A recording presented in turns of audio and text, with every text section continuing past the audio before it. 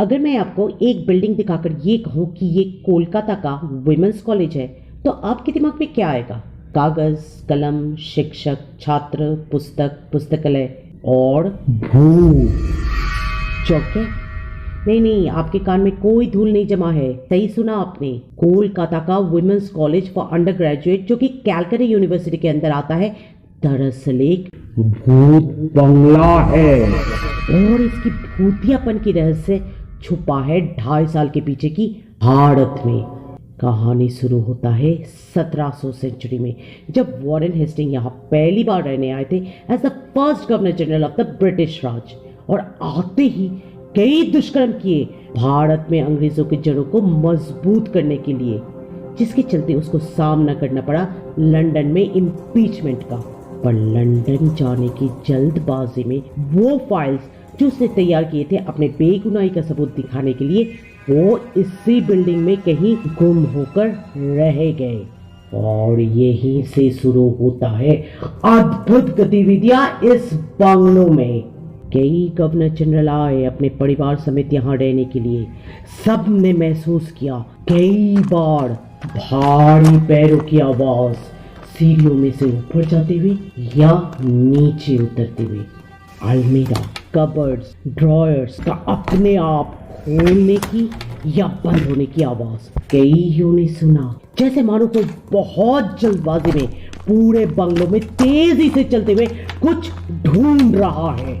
पर यकीन मानिए, जब कोई उस आवाज का पीछा करते हुए उसके सूत्र तक पहुंचता है तो वहां कोई भी नहीं होता है, सिर्फ सुनसान कमरा। स्थानियों का तो ये भी दावा है कि कई बार रात के सन्नाटे को चीरते हुए एक हायना जैसी हंसी सबकी नींद और होश उड़ा देती है। और इन सब के पीछे लोगों का मानना है वॉरेन हेस्टिंग्स का ही हाथ है, जो यहाँ हर साल आते हैं उसी मिसिंग फाइल्स को ढूंढने के लिए। और इसके आना कोई आम इंसानों जैसा आना नहीं होता है, बाकायदा रईसों जैसे एक 4 घोड़े वाले बग्गी में आगमन होता है। 1884 की एक शाम, जब दिन का सूरज डूब चुका था और रात का अंधेरा पूरे आसमान में अपना कब्जा ऑलमोस्ट पूरी तरह जमा चुका था, तब वॉरेन हेस्टिंग्स के पड़ोस वाले बंगलों का मालिक पॉल बर्ड अपने बग्गी में सवार घर लौट रहा था कि अचानक उनको दिखाई दिया एक 4 घोड़े वाला बग्गी। अपना बग्गी उस बग्गी से टकरा न जाए, ये सोचकर पॉल बर्ड अपने बग्गी की गति को थोड़ा सा धीमे करने का आदेश दिया और उस शानदार बग्गी को गुजरते हुए देखने लगा। आंखें धड़ी की धड़ी रह गई पॉल बर्ड का जब उसने देखा कि उस शानदार बग्गी बिना चालक का ही तेजी से दौड़ रहा है और दौड़ते दौड़ते रात के अंधेरे में कहीं गायब हो जाते हैं। अचंभित मिस्टर बर्ड इस चीज का जिक्र करते ही अपनी पत्नी से उन्होंने भी उस शानदार बग्गी को अपने खिड़की से देखने का बात बताई। और ये कोई मनगढ़ंत कहानी नहीं, क्योंकि मिसेस बर्ड बाद में इस इंसिडेंट का एक रिटन स्टेटमेंट भी दिया था। और उसके बाद से हेस्टिंग हाउस में आने वाले गवर्नर जनरल्स का मुलाकात सिर्फ आवाजों से ही नहीं, बल्कि परछाई या चेहरे जैसे आकार का धुआं या भाप से भी होने लगी, जो पलक झपकते ही अदृश्य हो जाती थी। तब से लेकर कई कहानियां इस स्थान का भूतिया होने की उड़ते उड़ते पहाड़ आने लगी और हर बार मनोविज्ञानियों ने इसको झुटलाती रही, ये कह के कि अंग्रेजों के जमाने में गैस लाइट हुआ करते थे रास्तों पर, वो भी काफी कम मात्रा में।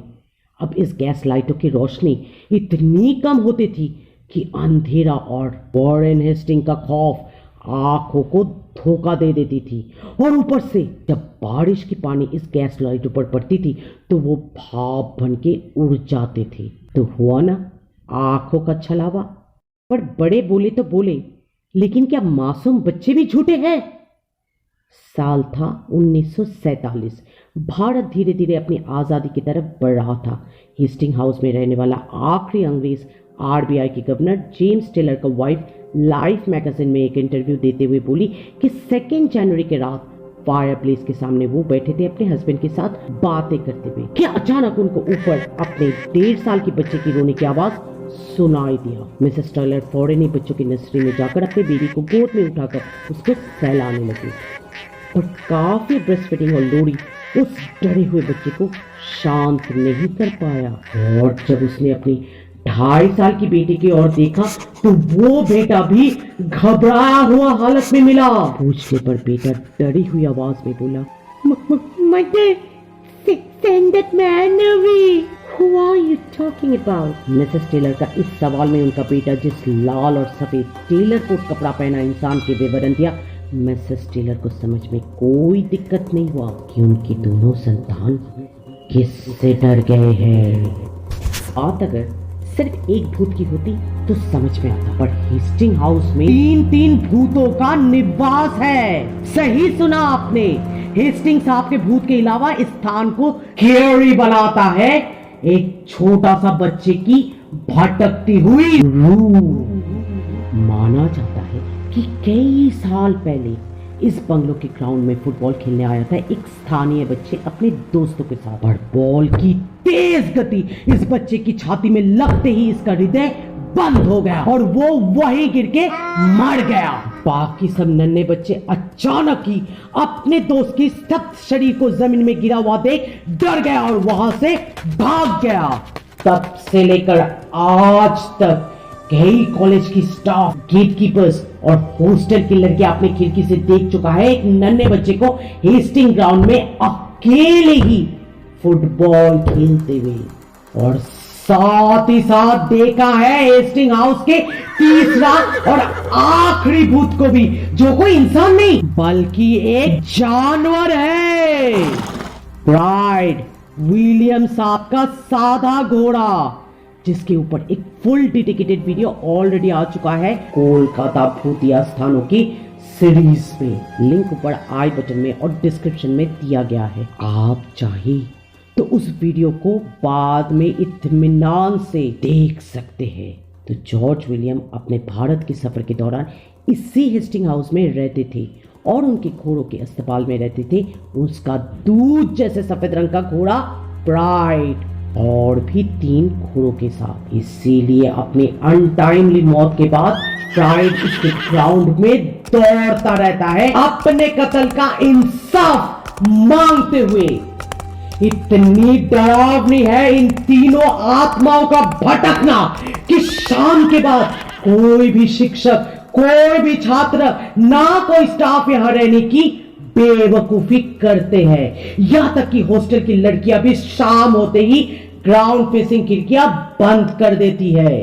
अगर आप एक छात्र हैं या अपने छात्र काल में या घर के किसी लड़की को इस कॉलेज में पढ़ाने की मनोकामना रखते हैं, कमेंट्स में जरूर लिखिए और वीडियो को लाइक और शेयर और चैनल को भी सब्सक्राइब कीजिएगा, वरना क्या पता हेस्टिंग हाउस के तीनों आत्माएं आपको जकड़ ले। Click to see the next video and take care.